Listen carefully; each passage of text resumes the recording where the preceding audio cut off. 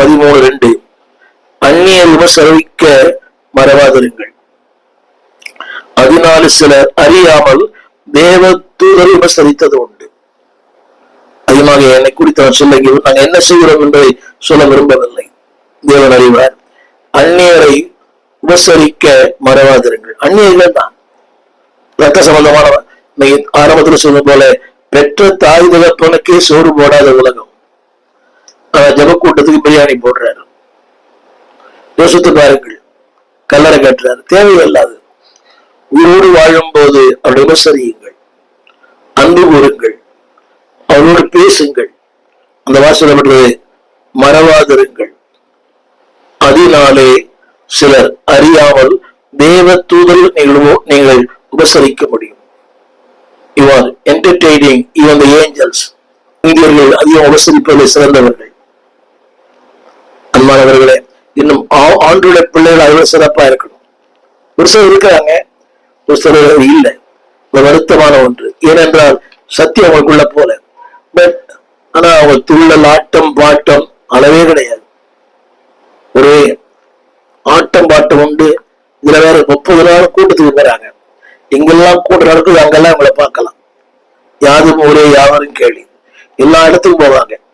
ஆனா நடைமுறை வாழ்க்கையில நீங்கள் ஒருவரையும் அவர் என்டர்டெயின் பண்ண மாட்டாங்க, சொல்லவே மாட்டாங்க. இது என்னுடைய அனுபவம். மையப்படுத்தல் அல்லாவிட்டால் பொய்யான காரியங்கள் அல்ல. திரும்ப சொல்லுகிறேன், நீங்கள் மறவாதிருங்கள். அது என்ன, எதை செய்யுமா? நீங்கள் தேவ தூதரை உபசரிக்கிறீர்கள். என்னை கேட்டுக்கொண்டிருக்கிற அன்பான தேவ பிள்ளைகளே, இதுதான் தேவன் எதிர்பார்க்கிற வாழ்க்கை. ஆனால் அதை செய்யக்கூடாதபடி you can be distracted. சொல்லுங்க, இது சிறப்பானது, இது நல்லது. ஆனால் அந்த சிறப்பான ஒன்றை செய்யக்கூடாதபடி சில காரியங்கள் உங்களை தடை செய்கிறது. நான் சொல்ல நினைக்கிறேன்.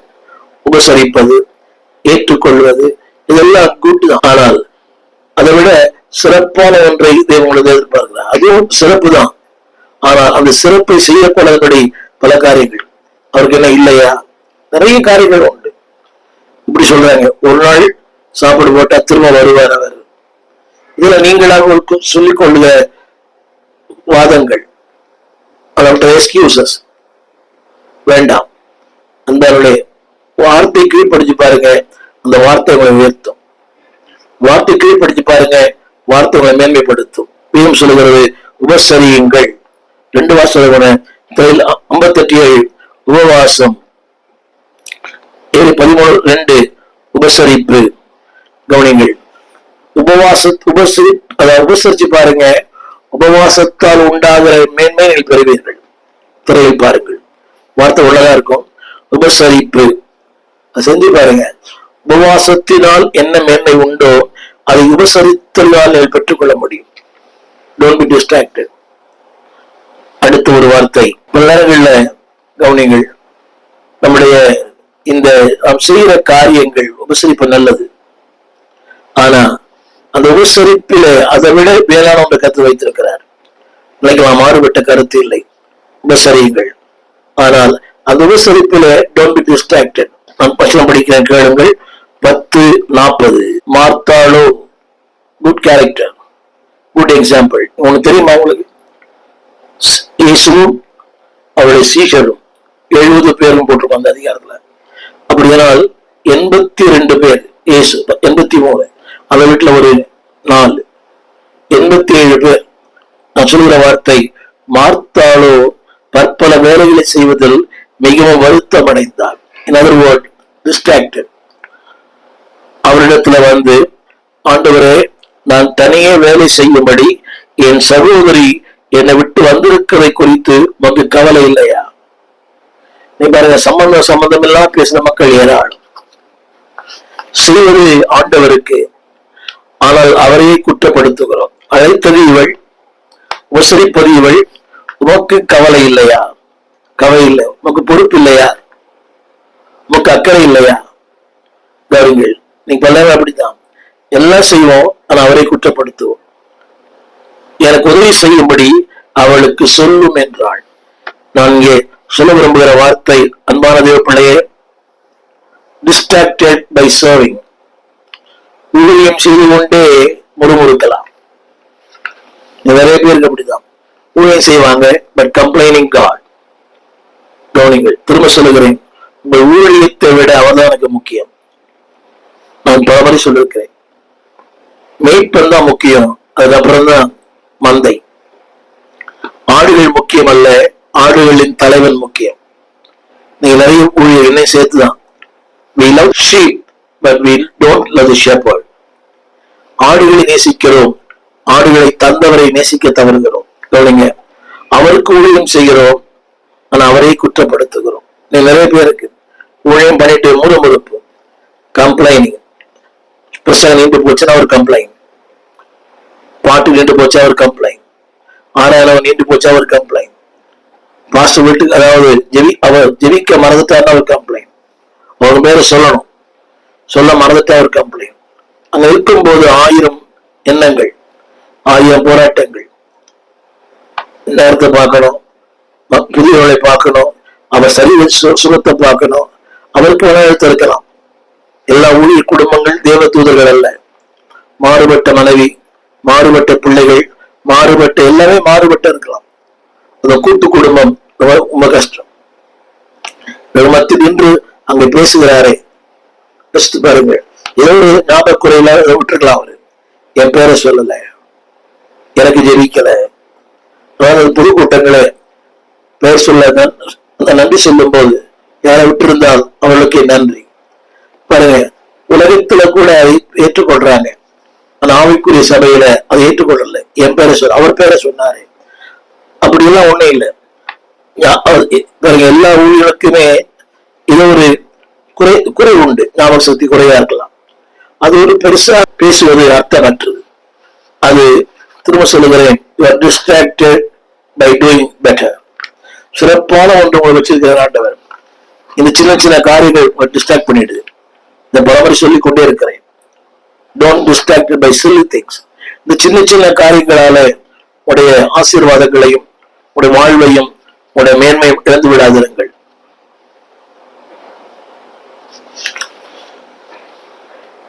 ஆண்டவர் இயேசு என் வீட்டுக்கு வருவது எவ்வளவு பெரிய பாக்கியம். It's a great honor. ஒரு மேசியா, தேவகுமாரன் என் வீட்டுக்கு வருவது எவ்வளவு பெரிய ஆசீர்வாதம். ஆனா வந்துட்டு அவரை குற்றப்படுத்துவது. நான் வசனம் படிக்கிறேன், உமக்கு கவலை இல்லையா, உமக்கு கவலை இல்லையா, கவலை இல்லையா, பொறுப்பு இல்லையா, என் உதவி செய்யும்படி அவளுக்கு சொல்லும் என்றார். கம்ப்ளைனிங் என் மறுவரை. திரும்ப சொல்லுகிறேன், தேவன் என் வீட்டுக்கு வந்திருக்கிறார். ஒரு உலக பிரகாரமா ஒரு பிரபலமான ஊழியர் வந்தா என்ன கவனிப்பு, கையும் ஓடல காலும் ஓடல. அவர் சொல்ல முடியுமா? ஒரு பிரபலமான ஊழியர் வந்திருக்கிறார் சென்னை தமிழகத்துல வீட்டுக்கு, அவர்கிட்ட போய் சொல்லுவீங்களா? என் மருமகளை சொல்லுங்க, என் மாமியாருக்கு சொல்லுங்கன்னு சொல்லுவீங்களா? பிரபலமான ஊழியரை கனம் பண்ணுகிறோம், ஊழியருக்கெல்லாம் ஊழியரா இருக்கிறவரை கனம் பண்ணுகிறோம். Making complaints. எவ்வளவு முறுமுறுக்கிறீங்களோ அவ்வளவு உங்களுக்கு ஆபத்து. Making comments. கவலை இல்லையா, அது சொல்லப்படுறது அவளுக்கு நீர் சொல்லும். ஹலோ, யாருக்கு யார் டிக்ளேட் பண்றது, யாருக்கு யார் கட்டளை கொடுப்பது? உழைப்பு இருக்கிறது, அர்ப்பணம் இருக்கிறது, ஆசை இருக்கிறது, ஏற்றுக்கொள்ள இருக்கிறது.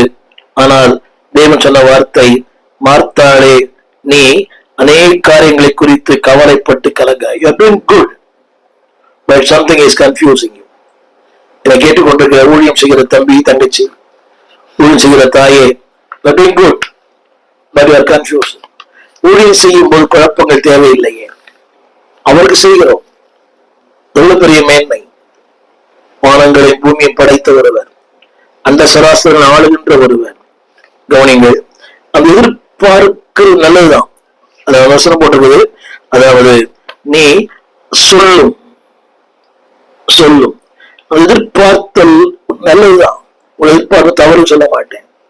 ஆனால் திரும்ப சொல்லுகிறேன், நீங்கள் செய்கிற இந்த காரியத்தை அதை விட சிறப்பான காரியத்தை நீங்கள் செய்ய முடியும். அவர் சொன்னார்,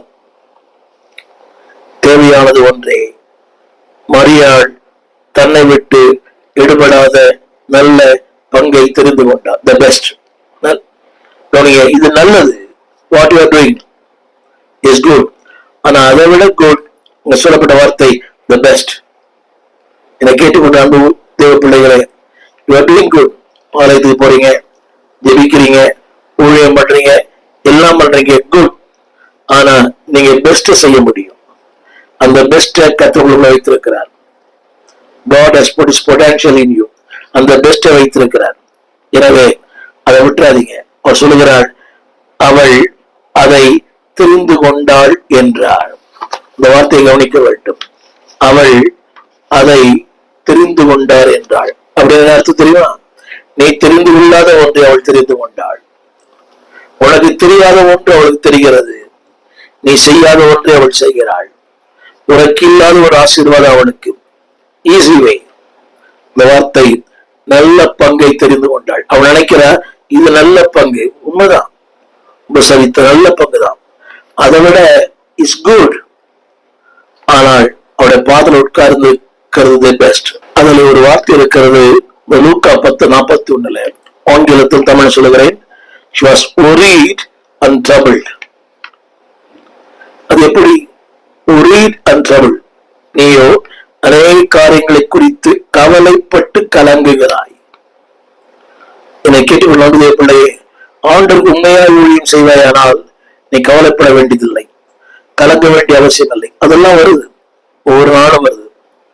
இந்த காலையில இருந்து எனக்கு அந்த பிரச்சனை இருந்தது. நம்மை கலங்க பண்ணுகிற பல மனிதர்கள், கலங்க பண்ணுகிற அந்த டெலிபோன் உரையாடல்கள். கவலைப்பட்டு கலங்குகிறாய். ஒருவேள் கவலையும் இல்லை, கலக்கம் இல்லை. நீ பண்றது கூட்டு, நாம பண்றது பெஸ்ட். நீயோ ஆங்கிலத்துல you are worried and troubled. நான் சொல்ல வந்த வார்த்தை, அன்பானவர்களே, இதுக்கு என்ன காரணம் என்றால், எதற்கு முன்னுரிமை தர வேண்டுமோ அதற்கு முன்னுரிமை தாருங்கள். நீங்க சொல்லலாம், பிள்ளை ஸ்கூல் அனுப்பணும், கணவனை சமைக்கணும், வீட்டுல பெருக்கணும், எல்லாம் குட் ப்ரையாரிட்டி. ஆனா இதை விட குட்டு கர்த்தருடைய ஆலை. சொல்ல பத்தில உபசரிப்பது நல்லது, குட். திரும்ப திரும்ப வார்த்தை பயன்படுத்துகிறேன், டோன்ட் பி அப்செட். ஆனால் எதிர்பார்க்கிற ஒன்று, இவளோ தன்னை விட்டு எடுபடாத நல்ல பங்கை தெரிந்து கொண்டாள். இன்னொன்னு சொல்ல விரும்புறேன், நீங்கள் செய்வது பல நேரங்களில மன அழுத்தங்களை தரும், சோர்வை தரும், கலக்கத்தை தரும், எல்லாம் தரும். ஆனா தேவன் எதிர்பார்க்கிற ஒன்றை செய்யும் போது கலக்கங்களே வராது. விலைக்கு சொல்ல விரும்புகிறேன், நீங்களால் ஒன்று செய்யும் போது சொல்லுவாங்க, நானே எல்லாம் செய்யறேன், நானே தலைமையெல்லாம் போட்டுக்கிறேன். யாரும் செய்ய சொல்லவே இல்லை. அவங்களாகவே அரைச்சி மாவை அரைக்கிறது, துவைச்சு துணியை துவைக்கிறது, பெருக்கிற வெட்டியை பெருக்கிறது. That cost distress. சொல்ல அந்த வார்த்தை, அந்த ஆவியிலும் சரீரத்திலும் அது பாதிப்பு. புரியுங்க, ஆவியிலும் பாதிப்பு, சரீரத்திலும் பாதிப்பு. நீயோ அநேக காரியங்களை குறித்து கவலைப்பட்டு கலங்குகிறாய். தேவன் செஞ்ச கவலைகள் வராதே, கலக்கங்கள் வராதே, கண்ணீர் வராதே, கோபங்கள் வராதே, எரிச்சல் வராதே. அடுத்தவர்களை நாம் பார்க்க மாட்டோமே, அவளுக்கு சொல்லும். கவனிங்கள், செய்த ஆண்டவருக்கு, ஆண்டவருக்கு செய்கிற ஊழியத்தில் இன்னொரு தேவையில்லை. என்னை அழைத்தார், நான் தான் செய்யணும். ஆண்டவர் சொல்றார், நான் ஒருவன் அல்லவா ஆலயம் மிதித்தேன். நீ அப்படி நினைக்கிறாங்க எல்லாரும், அது நல்லது, செய்தால் நல்லது, செய்யாவிட்டாலும் you do what God wants you to do. தேவன் என்ன எதிர்பார்க்கிறார் அதை செய்யுங்கள். அதற்குரிய பலனை உங்களுக்கும் தருவார், உங்கள் பிள்ளைகளுக்கும் தருவார். அவள் செய்வது சிறப்பானவன், நல்லது. ஆனால் there's a way for the best. சிறப்பான ஒன்றை அவளால் செய்ய முடியும். அதற்குரிய வழியில கர்த்தர் வைத்திருந்தார். அவருடைய பாதம், அவருடைய வார்த்தை, அவருடைய சமூகம், அவருடைய தரிசனம். You can do the best in your life. திரும்ப சொல்கிறேன், you are doing good, but best is waiting for you. அடுத்து உங்களுக்குள் சொல்கிறேன், மரியாதை குறித்து. She was disciplined. தன் வாழ்க்கையை ஒழுங்குபடுத்தியிருந்த ஒரு மகள், ஒரு பெண்மணி. She was very disciplined, well disciplined. உதாரணங்களை சொல்லுகிறேன், கவனிங்கள். 10:39, லூக்கா 10:39.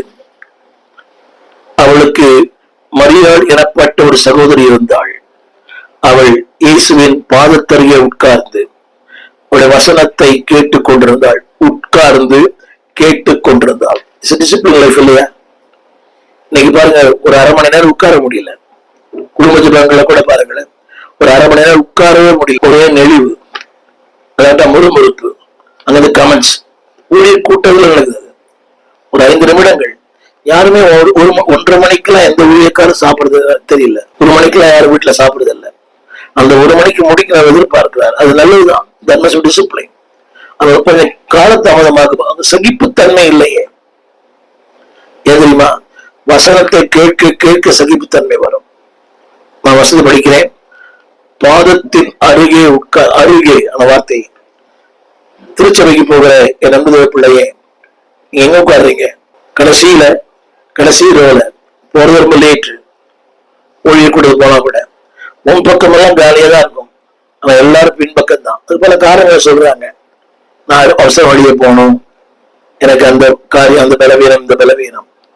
திரும்ப சொல்லுகிறேன், க்ளோஸ் ஜீசஸ். அருகே, வார்த்தைக்கு அருகே, வசனத்துக்கு அருகே. ஆலயத்துக்கு போன கூட பி த ஃபர்ஸ்ட்.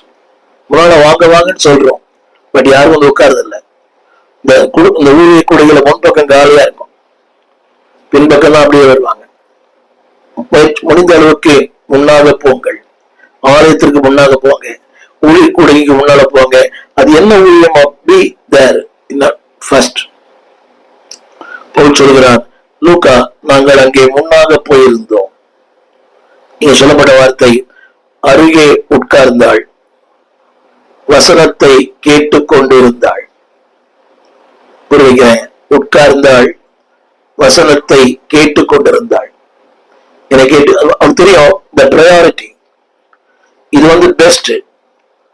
மார்த்தாள் பண்ணது கூட்டு, இவ பண்ணது பெஸ்ட். இதைத்தான் ஆண்டவர் சொன்னார். கவனியுங்கள், அந்த கருத்து என்னவென்றால், டு லேர்னிங் ஸ்பிரிட். பாதத்தறிய உட்கார்வது டு பி a learning, ஒரு கற்றுக்கொள்ளும் அந்த எண்ணம். அதுதான் பாதத்தில் உட்கார்ந்து நச்சுமா உட்கார்ந்து இருக்கிறது இல்ல. You must know the meaning, அதாவது கற்றுக்கொள்வது. அதிகாரம் சொல்லுகிறேன், அப்போஸ்தலர் நடவடிக்கைகளின் புஸ்தகம் 22ஆம் அதிகாரம் 3ஆம் வசனம். பவுல் சொல்லுகிறார், நான் யூதன், சிலிசியா நாட்டில் உள்ள தர்சு பட்டணத்திலே பிறந்தேன். இந்த நகரத்திலே கமாலியலின் பாதத்தருகே வளர்ந்தேன். நான் பார்த்து அங்கே படுத்துள்ளவரு, பாதத்தருகே வளர்ந்தேன். I was brought up. I was a learner. அவருடைய பாதத்தருகே வளர்ந்தேன். முன்னோருடைய வேத பிரமாணத்தின்படியே திட்டமாய் போதிக்கப்பட்டேன். இன்றைய தினம் எல்லாரும் தேவனை குறித்து வைராக்கியம் உள்ளவா இருக்கிறது போல நானும் வைராக்கியம் உள்ளவா இருந்தேன். என சொல்ல வந்த வார்த்தை, கமாலியலின் பாதத்தருகே வளர்ந்தேன். இது தாழ்ச்சி அல்ல, தாழ்ச்சி அல்ல. நீங்க பல மதங்களிலே பார்க்கிறோம், அவர் மேல உட்கார்ந்து இருக்கிறார். எவ்வளவு பெரிய பிரதமரா இருந்தாலும் கீழே உட்கார வைக்கிறாங்க. அது பாரம்பரியம், கலாச்சாரம், அதுக்கு பல காரணங்கள் உண்டு, ஜாதி பின்னணி எல்லாம். ஆனா தேவன் சொல்கிறார், என் பாதத்திலே உம்மடியார்கள் உம்முடைய பாதத்தில் இருப்பது எவ்வளவு பெரிய பாக்கியம். அந்த வார்த்தை, அந்த பாதத்தருகே என்று சொல்வது டு லேர்ன், கற்றுக்கொள்வது. இன்றைக்கு அநேகருக்கு, திருச்சபைக்கு போற அநேகருக்கு கற்றுக்கொள்ளுகிற எண்ணம் குறைவு. இன்னைக்கு நான் போற ஆண்டவரே என்னோட பேசும், நீங்க என்ன சொல்ல போறீங்க? What I want to learn. ஒவ்வொரு ஊழிய கூட போகும்போது அப்படிப்பட்ட எண்ணம் தான். Lord I want to learn something. அந்த நாளை ஆரம்பிக்கும் போது இப்படிதான், Lord I want to learn something. இன்னைக்கு அநேகருக்கு அந்த கற்றுக்கொள்ள வேண்டும் என்ற அந்த எண்ணமே இல்லை. திரும்ப சொல்லுகிறேன், ஒன்றுக்கு நீங்கள் முன்னுரிமை கொடுக்காவிட்டால், எதற்கு முன்னுரிமை கொடுக்கிறீர்களோ அதுதான் நீங்கள். திரும்ப நான் சொல்லுவேன், எதற்கு நீங்கள் முன்னுரிமை கொடுக்கிறீர்களோ, ஆலயத்திற்கு அதான் நீங்கள், வசனத்துக்கு அதான் நீங்க, வார்த்தைக்கு அதான் நீங்க. பணத்துக்கு முக்கியத்துவம் கொடுத்தா நீங்க தான் பணம். சாப்பாட்டுக்கு முக்கியத்துவம் கொடுத்தா உங்களுக்கு தெரியும் என்ன பேர் என்ன. உலகத்துக்கு முக்கியத்துவம் கொடுத்தா நீங்க உலகத்தார்கள். Priority to God. சாப்பாடுக்கு இல்லையோ, வாழ்க்கையின் ப்ரையாரிட்டி அவர் தான். அவருடைய விளைவு தெரியுமா? நீங்க கவனிக்கணும், அவள் கலங்கவில்லை, அவள் வருத்தப்படவில்லை. எவ்வளோ கலங்கினாள், வருத்தப்பட்டாள். வேற சிந்திக்கணும். அவளுக்கு அந்த வருத்தமே இல்லை. நீ கேட்கலாம், அவன் சமைச்சு வச்சுக்க அவன் சாப்பிடுறான். அப்படி இல்லை. வசனம் கேட்கும் போது வருத்தங்கள் மாறும். வசனம் கேட்கும் போது கவலைகள் மாறும். வசனம் படிச்சாலே கவலைகள் மாறும். எங்களுக்கெல்லாம் நிறைய அவளுக்கு வருத்தம் இருக்குது. பல வருத்தங்கள், பல முறை போராட்டம், பல முறை போராட்டம். ஆனா வார்த்தையை பேச பேச, வார்த்தையை படிக்க படிக்க இப்படி சொன்னா புரியும். நாங்கள் சமைக்கும் போதே நாங்கள் சாப்பிடுகிறோம், பரிமாறும் போதே நாங்கள் சுவைக்கிறோம். உங்களுக்கு பரிமாறுனே ஐ என்ஜாய். நீங்க எப்படின்னு தெரியல. நாங்கள் சமைக்கும் போது ரசிகை ஆயத்தம் பண்ணும் போதே ஐ என்ஜாய் தட். சமைக்கும் போதே நாங்கள் ருசி பார்க்கிறோம். என்னை கேட்டுக்கொண்டு நம்புதே பிள்ளையே, the priority should God. கவனிங்க, இதுக்கு ரெண்டு என்ன காரணம் தெரியுமா? என்ன காரணம்? மனம்தான் காரணம். நினைக்கிறோம் இதை செஞ்சா அவர் பிரியப்படுவார். அவர் சொல்றாரு, அதல்ல எனக்கு பிரியம், இதுதான் பிரியம். அவைகளை செய்யுங்கள், இவைகளை விட்டு விடாதிருங்கள். என்னுடைய வார்த்தை நான் தொடர்ந்து உங்களோடு பேச விரும்புகிறேன். She has a discipline life. ஆண்டவர் சொன்னாரு, தேவையானது ஒன்றை. லூக்கா 10:42 தேவையானது ஒன்றே. அப்படியானால் உங்களுக்கு புரிய நினைக்கிறேன், தேவையானது ஒன்றே. அப்போ இது தேவை என்றால் அது தேவையில்லை. சாப்பாடு தேவையில்லை அர்த்தம் அல்ல. இது பெஸ்ட், அது குட், ஆனா அது பெஸ்ட். இந்த நாளில நீங்க விரும்புறீங்க குட் போதுமா? இல்ல, தேவையானது ஒன்றே. அதனுடைய கருத்து என்னவென்றால், it give the eternal result. நித்தியத்திற்கான நிரந்தர முதலீட்டை தரும்.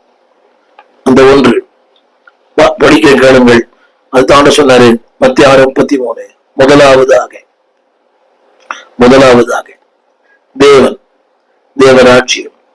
127:4 தெரிந்த வசனம் தான். சரீர முயற்சி, இதற்காக பண்ண எல்லா காரியங்களுமே அற்ப பிரயோஜனம் உள்ளது. பிரயோஜனம் தான், சாப்பாடு பிரயோஜனம் தான், ஆனா அற்ப பிரயோஜனம். தேவ பக்தியானது டு லேர்ன் டு சிட். தேவ பக்தியானது இந்த ஜீவனுக்கும் பின்வரும் ஜீவனுக்கும் வாக்கு தத்தம் உள்ளதாகையால் எல்லாவற்றிலும் பிரயோஜனம் உள்ளது. உங்களுக்கு புரிய வேணும் என்று நான் ஜெபிக்கிறேன். எல்லாவற்றுக்கும். இது சரீரத்துக்கு மட்டும்தான் பயன்படும், சாப்பாடு, சமையல். ஆனால் இது எல்லாவற்றுக்கும். 2 வார்த்தையை பயன்படுத்துகிறேன். இந்த ஜீவனுக்கும் பின்வரும் ஜீவனுக்கும். என்னை கேட்டுக்கொண்டு வந்ததே பிள்ளையே, you are learning, you are praying, you are studying. நீ தியானிப்பது, நீங்கள் ஜெபிப்பது, அவருடைய பாதத்தில் அமர்ந்திருப்பது, ஊழியம் செய்வது. திரும்ப சொல்லுகிறேன், அது சொல்லப்பட்ட வார்த்தை இந்த ஜீவனுக்கு, இந்த லைஃப். அடுத்து பின்வரும் ஜீவனுக்கும் வாக்கு தத்தமுள்ளவை ஆகையால் எல்லாவற்றுக்கும் பிரயோஜனம் உள்ளது. ஒரு சின்ன கேள்வி, நீ செய்யற பிரயோஜனம் உள்ளது, ஆனா எல்லாவற்றுக்கும் பிரயோஜனம் உள்ளதா? பாருங்க, எவ்வளவு நேரம் சாப்பாடு, சமையல், அறுசுவை உணவு. ஆனா அதை விட அறுசுவை உணவு ஆலயத்துல பண்ணார். அறுசுவை உணவு உண்பது போல் தினமும் மகிழ்கிறேன். இந்த அறுசுவை உணவு இருக்கிற நேரம், ஸ்பெண்டிங் த டைம், கொஞ்ச நேரம் உட்கார்ந்தா, no stresses, no pain, no anxiety, no confusion. குழப்பங்கள் இல்லை, மன அழுத்தங்கள் இல்லை, மனபாரங்கள் இல்லை. எல்லாரும் சொல்லுவாங்க, இங்கே உட்கார்ந்தா சோறு வந்துருமான்னு. அந்த வசனத்தை நம்புறீங்களா? இந்த ஜீவனுக்கும் பின்வரும் ஜீவனுக்கும். அது ஆண்டவர் சொன்னாரு, யோவான் 4:14, இந்த தண்ணீரை குடிக்கிறவனுக்கு தாகம் உண்டாகும், நான் கொடுக்கும் தண்ணீரை குடிக்கிறவனுக்கோ தாகம் உண்டாகாது. அடுத்த வார்த்தை, அவனுக்குள்ளே நித்திய ஜீவகாலமாய் ஊறுகிற நீரூற்றாயிருக்கும். அவருடைய பாதத்தில் அமரும் போது அந்த வார்த்தை படிக்கிறேன். அவனுக்குள்ளே, கேட்கிறானே, படிக்கிறானே, வாசிக்கிறானே, அவனுக்குள்ளே நித்திய ஜீவ காலமாய். கவனிங்கள், நித்திய ஜீவ, 1 வயது வரை. அடுத்த வார்த்தை, ஊறுகிற ஊறிக்கொண்டே இருக்கும். Everybody can drink. நீருகிற ஊறுகிற நியூட்ராயிருக்கும்.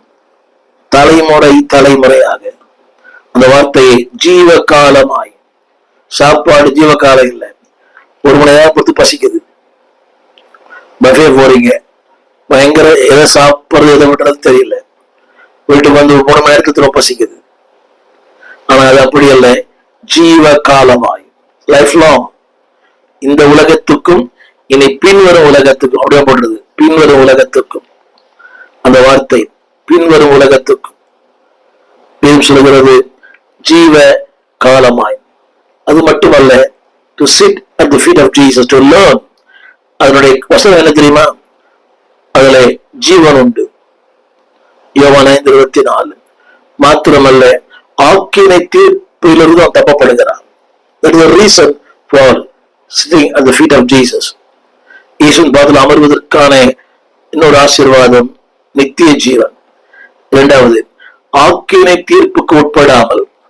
3வது, மரணத்தை விட்டு நீங்கி. 4வது, ஜீவனுக்கு உட்பட்டிருக்கிறான். இத்தனை பேர் என் வசனத்தை கேட்டு, யோவான் 5:24, sit at the feet of Jesus. திரும்ப சொல்லுகிறேன், நித்திய ஜீவன். நம்பர் 2, ஆக்கினை தீர்ப்பு இல்லை. நம்பர் 3, மரணத்தை விட்டு நீங்கி, ஆவிக்குரிய மரணத்தை விட்டு நீங்கி. கவனிங்கள், சரீர மரணம் இருக்கலாம், நித்திய மரணத்தை விட்டு நீங்கி. 4வது, ஜீவனுக்கு உட்பட்ட லைஃப், இட்டர்னல் லைஃப். அது மட்டுமல்ல, அன்பானவர்களே, அப்படிப்பட்ட ஜீவன் உள்ளவனுக்கு ஆண்டவர் சொன்னார், அது கெட்டு போவதில்லை. யோவான் 10:28. அது கெட்டு போவதில்லை. ஒரு தெரியும், அது கெட்டு போயிடும். 24 கெட்டு போயிடும். காலை செஞ்ச சாப்பாடு சாயங்காலம் கெட்டு போயிடுது, உணவு கெட்டு போயிடுது. ஆனால் இது கெட்டு போகாது. அது மட்டுமல்ல, அடுத்த வார்த்தை அவர் சொன்ன வார்த்தை, அன்பானவர்களே, அதை ஒருவரும் பறிக்க முடியாது. இதெல்லாம் கெட்டு போயிடும் இதெல்லாம். ஆனா இது, இந்த வார்த்தைகள், இந்த வசனங்கள் ஒரு நாள். She knows what she is doing. Martha செய்தது குட், மரியாள் செய்தது பெஸ்ட். இதுக்கு என்ன காரணம் என்றால், அவள் தெரிந்து கொண்டதல். தன்னை விட்டு ஈடுபடாத நல்ல பங்கை தெரிந்து கொண்டால். நீங்க அந்த வார்த்தையை கவனிக்க வேண்டும். Nobody instructed. யாரும் சொல்லித் தரவில்லை, இதை செய்ய வேண்டும் என்று சொல்லி தெரிந்து கொண்டாள். அப்படியானால் அன்பாவுடைய உங்கள் சாய்ஸ் தான் உடைய வாழ்க்கை. தெரிந்து கொண்டால் சாய்ஸ், விரும்பலாம், the best is there. ஆனா மக்களுக்கு அது புரியல. இதுக்கு பெஸ்ட். இந்த உலகம் தருகிற நன்மைகள், உறவுகள் தரும் நன்மைகள், ஜனங்கள் தரும் நன்மைகள், இதுதான் பாக்குறாங்களே. the best is there. அது தெரிந்து கொள்ளுங்கள். தன்னை விட்டு ஈடுபடாத நல்ல பங்கை தெரிந்து கொண்டாள். அதுக்கு என்ன காரணம் என்றால், வார்த்தை, வசனம், அந்த தேவனை கற்றுக்கொள்ளுகிற அந்த லேர்னிங், பாடம். இங்க சொல்லப்பட்ட வார்த்தை, அன்பான கர்த்தர் பிள்ளைகளே, தன்னை விட்டு ஈடுபடாத நல்ல பங்கை அவள் தெரிந்து கொண்டார். முதன்மையானவரை தெரிந்து கொண்டார். இன்னைக்கு கவனிங்கள், முதன்மையானவரை தெரிந்து கொண்டால், முதன்மையானவர்களை தெரிந்து கொண்டால். அன்பானவர்களே, தேவனுக்கு எது பிரியம் என்பதை அவள் தெரிந்து கொண்டாள். சின்ன கேள்வி, அவள் தெரிந்து கொள்வது. கவனிங்க, இப்போ இந்த மார்த்தாளுக்கு இந்த தெரிந்து கொள்ள புரியல. she has been drawn. அங்க இல்லையே, ஒருவேளை கேட்டால தெரியல. இது அங்க ஒரு பெரிய இடைவெளி. சின்ன கேட்கிறேன், உங்களையும் தேவனை பிரிப்பது எது? உங்களுக்கு தேவனை பிரிப்பது உட்கார்ந்த அருகே. நம்ம செய்யற பல காரியங்கள் நல்லது, நாளைக்கு ஒரு பெஸ்ட்னு, பட் that separates. உமக்கும் எனக்கும் இடையில் எதுவும். கவனிங்கள்,